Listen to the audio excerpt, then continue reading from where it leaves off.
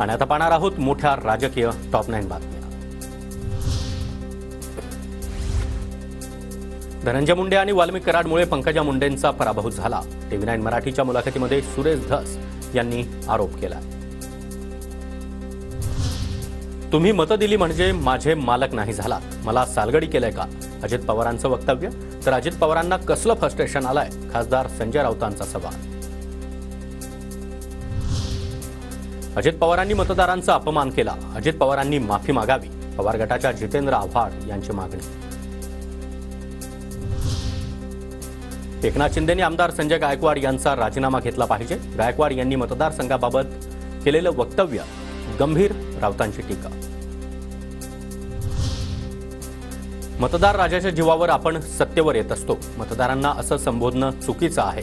ते असं का बोलले याबाबत पक्षनेते त्यांच्याशी चर्चा करतील। संजय गायकवाडांच्या वक्तव्यानंतर खासदार नरेश म्हस्के यांची प्रतिक्रिया।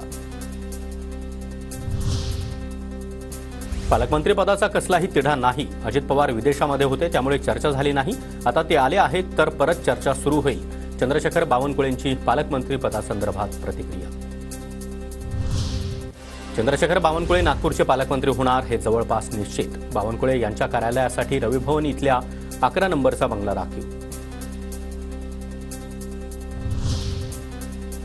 मार्च महिन्यानंतर लाडक्या बहिणींना 2100 रुपये मिळणार। अर्थसंकल्पीय अधिवेशनानंतर 2100 रुपये देणार। नेवासा इथल्या सत्कार समारंभात राधाकृष्ण विखे पाटील यांचं वक्तव्य। उप बनलेल्या शिंदेंनी 2 बंगले ताब्यात ठेवले। फडणवीसांनी उप असताना सागर बंगल्यासह आणखी एक बंगला ताब्यात ठेवला होता। सामनामधून टीका। ही उधळपट्टी शीश महल प्रकरणापेक्षाही मोठी, सामनामधून जोरदार हल्ला।